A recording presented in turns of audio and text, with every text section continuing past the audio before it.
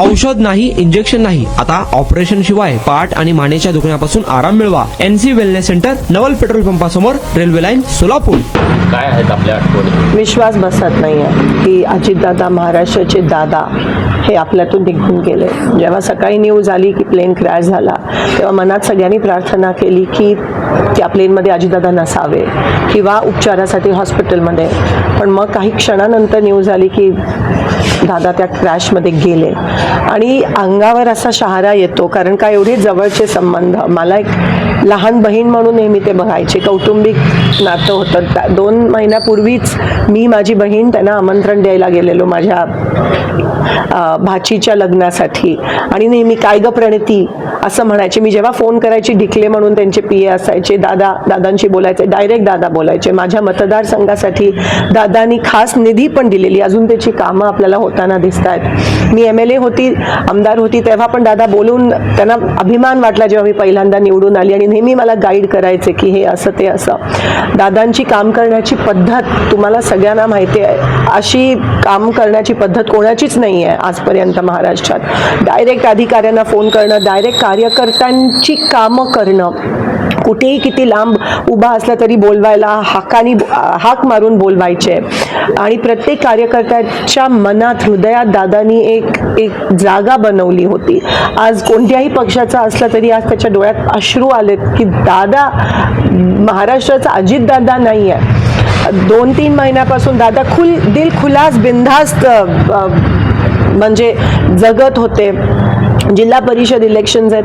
दादा एक वेळेसाठी खूप पर्टिक्युलर होते. जर 9ला मीटिंग असायची तर 9ला 10 मिनिटं असताना ते तिथे उपस्थित असायचे आणि सारखं एकदम हेक्टिक लाईफस्टाईल.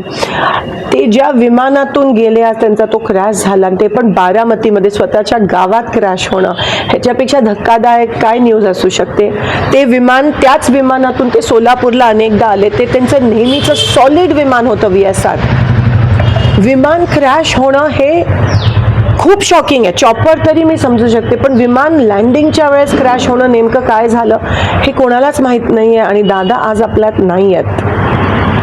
कुठेतरी आपण पाहतोय की तुम्ही त्यांच्यासोबत मंत्रिमंडळात पण काम केलेलं आहे आमदार म्हणून. काय त्यांच्या आठवणी? मी पहिल्यांदा आमदार झाली 2009 मध्ये. तेव्हा दादा बघितलं मला विधानसभेत आणि अभिमान वाटला त्यांना. तेव्हा मी सगळे एकत्र होतो आणि तेव्हा दादांचं स्वप्न अनेक वर्षाचं मुख्यमंत्री बनायचं. पण कधी कधी ना मुख्यमंत्र्यांकडे कमी आणि दादांकडे आम्ही जास्त जायचो आणि हक्काने ते बोलवायचे, बसवायचे, काम निधी द्यायचे प्रत्येकाला, कार्यकर्ता असेल, आमदार असेल. आणि दादांची काम करण्याची पद्धत मला माहिती आहे. बोरामणी एअरपोर्टसाठी जेव्हा मी त्यांच्याकडे सकाळीची वेळ दिलेली, आज फोन केला तर म्हणायचे उद्या ये तू, आपण करूयात. आणि मी उद्या सकाळी दुसऱ्या दिवशी पोचायची. डायरेक्ट बोरामणी एअरपोर्टसाठी फोन करून हे 20 कोटी बोरामणी एअरपोर्टसाठी दे, सँक्शन करायचे आणि दुसऱ्या दिवशी त्याचं GR निघायचं. हे विकास कामाबद्दल त्यांना एक जी जाणीव होती ना, कधी स्वार्थ आणि एक घाव 2 तुकडे, जे काय ते तोंडावर बोलायचे, दिलखुलासपणे बोलायचे. एकाला जर एकाचं काम करायचं असेल, कोणत्याही पक्षात असते तर ते दादा काम करायचे आणि ह्याच्यामुळे त्यांच्यावर टीका पण अनेकदा पण झाली. पण दादांना त्याची पर्वा नसायची. आज पण ते ज्या पद्धतीत आपल्या लोकांसाठी, त्यांच्या लोकांसाठी वन फिरायचे प्रचारासाठी. कोणी बोलवलं तर लगेच जायचे, फोन उचलायचे. हे तुम्हाला दिसणार नाही अनेक लोकांमध्ये महाराष्ट्रात. आणि म्हणून आज एक खूप मोठी पोकळी निर्माण झाली आहे. कारण का दादा गेले, विश्वास होत नाही आहे. आता पण त्यांच्या मिसेस, आज पार्लमेंटचा पहिला दिवस आहे, आज प्रेसिडेन्शियल ॲड्रेस आहे, पण आम्ही काही जण जाऊ शकलो नाही जिल्हा परिषद इलेक्शनमुळे.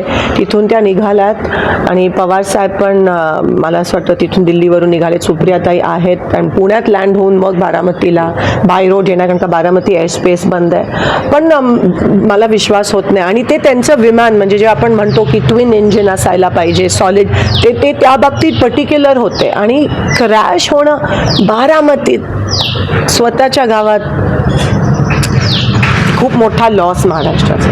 1 मिनिटही बसता येत नव्हतं. परंतु NC वेलनेस मध्ये मला ट्रीटमेंट घेतल्यानंतर आता जवळजवळ 1 तास बसता यायला लागला आहे. 2 वर्षापासूनच मला नेक पेनचा त्रास होता. ट्रीटमेंट जी मला मिळाली ती बेस्ट ट्रीटमेंट होती, कारण ही नॉन सर्जिकल ट्रीटमेंट होती. त्या स्टाफ कडून, डॉक्टर कडून मला खूप चांगला ट्रीटमेंट मिळाले.